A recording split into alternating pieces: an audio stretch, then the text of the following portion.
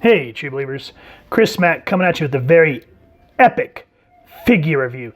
Today we are going over the Jim Lee series New 52 cell shaded Superman.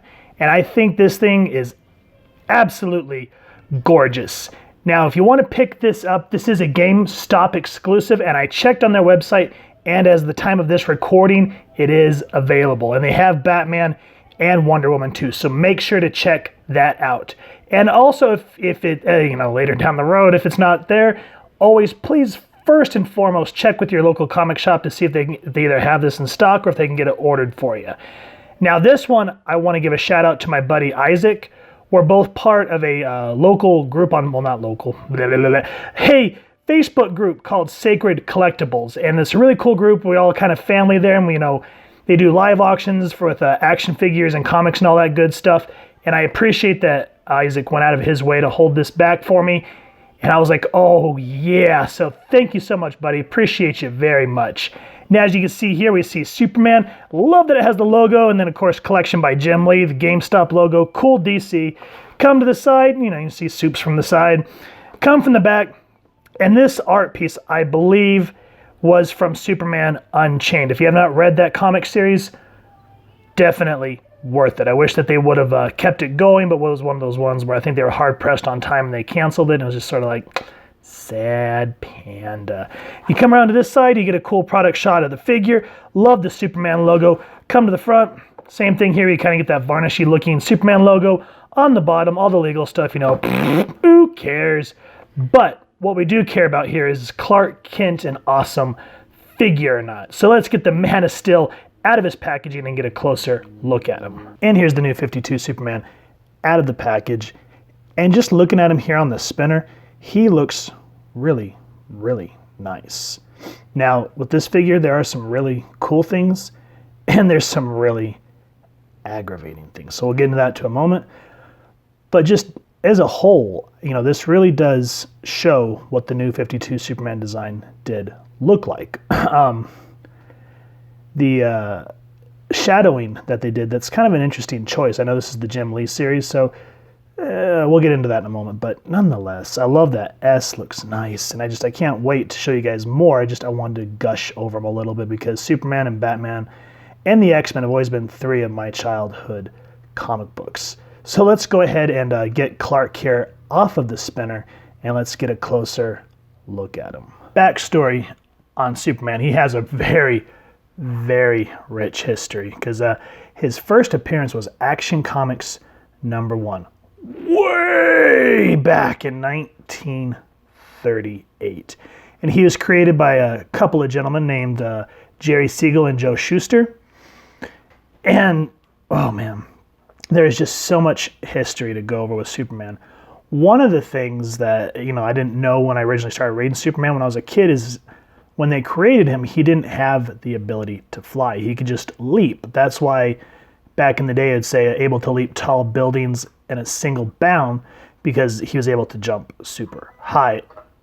It wasn't until later down the road that they gave him the ability to fly. And just with the Silver Age, just like with all superhero characters, Superman stories kind of end up sort of corny and whatnot.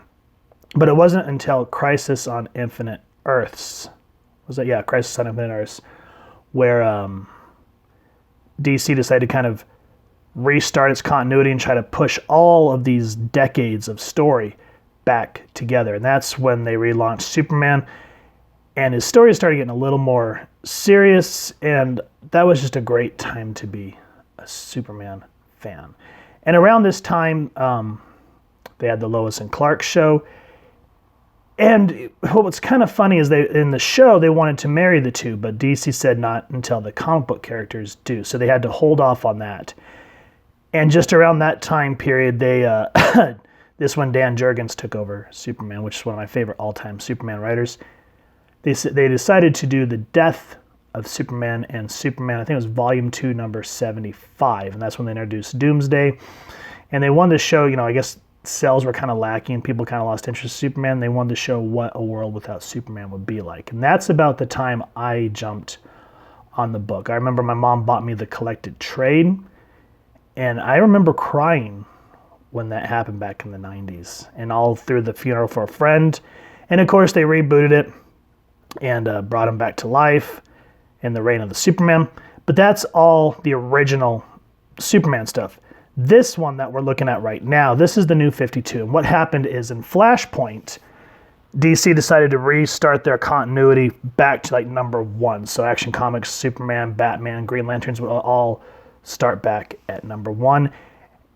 And it was kind of a shocker. It was a really big move. And at this point, everyone's young. They've only been superheroes for about 5 to 10 years, I think it was. And this Superman wasn't too bad. The design choice, and we'll get into that here in a minute, was kind of, because it wasn't the classic Superman. They got rid of the trunks and all the stuff that kind of we all associated with Superman. But towards the end of the New 52, Dan Jurgens brought the original Earth Prime Superman into the New 52 universe in a story called Superman, Lois and Clark, which if you've not read that, amazing story. And so now we have 2 Supermen in what DC decided to do. And I thought it was sort of lame, but I appreciate that it was tastefully done, is at the end of this Superman's run, they did a story called The Final Days of Superman. He has kryptonite poisoning and he's dying. And so he goes through and starts talking to all the people that he loves and starts really giving a heartfelt goodbye. And it was handled correctly because it was Peter J. Tomasi. So it was emotional. But yeah, then leading into Rebirth, that's how we got the original Superman back into the main universe, and that's kind of how we ended this Superman. So with that story out of the way, let's go ahead and look at the New 52 one. And as I said, this is the Jim Lee signature, so that's why he kind of has these black splotches that's supposed to look like ink stuff. And I think it looks okay. So let's go ahead and start with the face. And even though he kind of has a little bit of a goofy look on the eye, on the mouth, nonetheless, I think that looks nice. And then of course they got the blue Superman eyes here. And they're not too bad looking. I mean, they did their best to give detail, but this one looks a little bit like he's pushing in, so he has a little bit of googly eyes. The hair looks nice. I think that's okay. That looks good. The splotch under the cheekbone, kind of, that's what I'm saying, sort of throws it off, because when you photograph figures, I don't like pre-shaded, because then when you try to do it under lights, this kind of throws it off. But if you're the type of person that just likes to throw it on a shelf and display it, then it's not too bad. I mean, the S, I think, is one of the most highlighted parts of this story. And just like I was talking about when they did the New 52, I hated the collar on the Superman. And the other thing was, a lot of people are like, well, how can you hide that under his clothes? Well, they made the super suit kind of like an alien symbiote from, I think it was Brainiac. And so it would just kind of like digitize onto him. And we're just kind of like, no. So that kind of made me dip out for a while. But anyway, the inking, when you look at it this way, it doesn't look too bad. I think it complements it very well, especially around the abs and the muscles. The belt's not too bad. I like that red belt. I think that looks fancy. It goes all the way around. Looks good. I like all the muscle articulation. And then here, I never really liked the cuffs. I'm glad that they finally got rid of this, because that was kind of annoying too. So those are the choices from the comic book. This isn't the figure. This is what the New 52 Superman had, and it was kind of obnoxious. And then of course I missed the trunks. I know a lot of people are like, yeah, I'm glad they got rid of the underwear on the outside, but his trunks were iconic, man. And I don't think he has it anymore. But anyway, boots look good. I like the line work. Very, very nice. And then that heavy black just really kind of sets, makes it pop. Even though it's supposed to, like with an ink brush, not too bad. Goes all the way around, looks good. And then they put this black splotch inside the cape. I don't know why. Like I said, it kind of helps when you get sort of that shadowy going on, so I think that was another inking choice. Not too bad. I like the way that the cape attaches to the outfit, but be careful taking it out, because that's how it's attached and it can bust off, so make sure to be super, super careful with that. I like the ripples and the back of the cape. That always adds to it, makes it look nice and flowy. And I don't know, I know his original look always had that yellow insignia on the back, which is classic and iconic, but I thought the black was kind of an interesting take on it. I like the way this kind of goes into a V at the bottom and it ripples out here. That's really cool. And it's really flimsy plastic, so you put it on a stand, you can at least kind of get it to look sort of in the wind and all that good stuff. So overall, the paint apps are not bad at all. The hands, you know, it kind of makes it look a little bit dirty.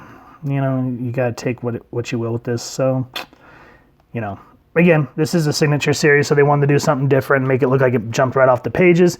And at least this has color. They have black and white versions, and I'm not too much of a fan of those because the inking on those just make it look really dirty. So overall, paint apps, not too bad. I'm glad that they got rid of that collar. Oh, I did not like that collar in the comic. But still, I think this looks great. And then there's that S just really brings the whole figure together. The blue looks nice. And I mean, you'd think that's too much blue, but it really helps set with the red. And then again, of course, the classic iconic yellow S just really makes it pop. Now, the paint apps, you know, it's give or take. That's going to be personal preference. I think it doesn't look bad on this figure. I think it just kind of makes a different look, and I like it. But what really kills me on this figure is the articulation. Oh, man. This is an older figure, so let's kind of take that with a grain of salt as we go through the review on this. So let's start with the head. This really irks me something fierce. So his head can look down that much. Okay, he can look down, cool. But look at this. That's it going, and there's no real pivots. You can't make him look back for flying poses. Oh, come on, DC. It's supposed to be a signature series. You think they would have articulated the crud out of this dude. So right there, that's frustrating. But, you know, you get your normal side-to-side motion there. Now with these arms, this is kind of like with the Essentials. You have to be careful because the ball joints on here are really tight. So you have to be really, really careful and make sure you just don't yank it up that way because you can pop it off there. So I always like to kind of, I hear those pops. That's what I meant by tight. Got to be careful. So you can get them up that much, and then of course, you can at least get your arm up that high for flying poses. He does have the upper bicep swivel, so that goes 360. Arms do go 360 as well. And then again, older figure. Single jointed elbows, no! I think I've just gotten spoiled on newer figures for that. And then of course this, where see how there's no joints on the hand, so it doesn't swivel, doesn't do nothing. He just has perpetual fisty hands. So there's no replaceable hands, no accessories. That's another thing that's just kind of dag-nabbit. But I can forgive that because Superman doesn't really use a whole lot, but you know, maybe some kryptonite, maybe a broken chain, something. But yeah, nothing you can do with the hands. So that's just like, ugh. And then check this out. Check this out. See how here this looks nice and clean? No ab crunch. No ab crunch. And no waist swivel. Oh, come on, man. You're killing me, Smalls. So that's it on the upper body. And then the legs, kind of the same thing. He can go kick out about that far and about that far back. So at least you get some, you know, some good, what did you call that? Posing on the legs like that. But then it goes to single jointed knees. Oh man, what you doing? Come on. So got to kind of take that. There's no, what do you call it? There's no thigh swivel. There's no boot swivel. And no ankle pivoting whatsoever. It's one piece. So I think when they created the Signature Series, this was made primarily for posing on a shelf. So, you know, for those of you that like to collect and pose, then this is definitely going to be up your alley. For those of us that do photography, you're going to be very limited in what you can do with this figure, which is frustrating, but from an aesthetic point of view, it's still a very beautiful figure. So I try to forgive that, but man, come on. So here's Superman next to his best friend, even though Bruce will never admit it. This is the DC designer Greg Capullo Batman, and then this is the newer McFarlane Toys Joker. Love this figure. And then this one works with this one because this design here is the new 52 Batman. And this is how Greg Capullo drew him, and I'm guessing this is how Scott Snyder, you know, designed him in his mind. So yeah, we got two new 52 characters here, and then this is from the Arkham series line. But nonetheless, even though this is a 7-inch figure, and he does tower just a little bit more at 7 inches, and I think these are 6 inches, they still scale very well together. So again, if you like to put these on shelves and pose them, then you're not going to have any types of problems there. And then for photographers, you know, you mess with depth of field and perspective, it's going to be no problem there. So I think this Superman looks beautiful next to his other, antagonists that he's fought from time to time, even though it's primarily a Batman figure, but there's been times where the Joker has shown up in Superman comics. And then, of course, I love Batman, and I still enjoyed this figure. We'll one day get to reviewing him. If you guys want to see a review of this Batman sooner, let me know down in the comments. But just in terms of scaling here, I think these look great, and I'm happy to have all 3 of these DC characters in my collection. Overall, I think the Superman is beautiful. It very much encompasses the time when they decided to reboot the whole DC universe. Now, as I said, the only things that I really dislike about this figure is A, the articulation. But as I said, I think this figure is more for posing, like posing on a shelf, compared to what we do nowadays where we like to pose our figures and do photography with them. So I don't think they had that in mind when they released this series. I think that kind of came later down the road, because this is an older figure, so you have to kind of take it for what it is. But nonetheless, gorgeous figure. I'm glad to have it in my collection, especially since it's a Jim Lee signature series. So that right there is really what kind of gives it, I'd say, a B+ in my book, because even though you can't really do a whole lot of posing with him, especially the head, oh man, I wish they would have really thought about that. And some of the ink splotches, looks like his face is dirty, as I said. But still, overall, guys, this is a beautiful figure. And if you're a fan of Superman, then this is something you definitely want to have in your collection. So if you've enjoyed this figure, please first and foremost check with your local comic shop to see if they can order it for you. If not, you will have to go the secondary route. Oh no, I lied. I forgot that it is available still at GameStop. And also, check out Sacred. They're always doing really cool live auctions, and that's where I got this from my buddy Isaac. So yeah, make sure to check that out. That is always another route to go, and then you're helping local collectors as well. And if you guys have enjoyed this review, we really would appreciate it if you take a moment to hit like, share, and subscribe. Helps the club channel more than you can possibly know. And if you wouldn't mind hitting that fancy little super bell next to subscribe, that way as we continue to upload content, you guys will get notified. Come to the channel, and we love chit-chatting with y'all and hearing your feedback down in the comments below or on our social media pages, which I'll make sure to leave the links down in the description below. So stay tuned for the photo slideshow here at the end. And with all that said, thank you so much for stopping by.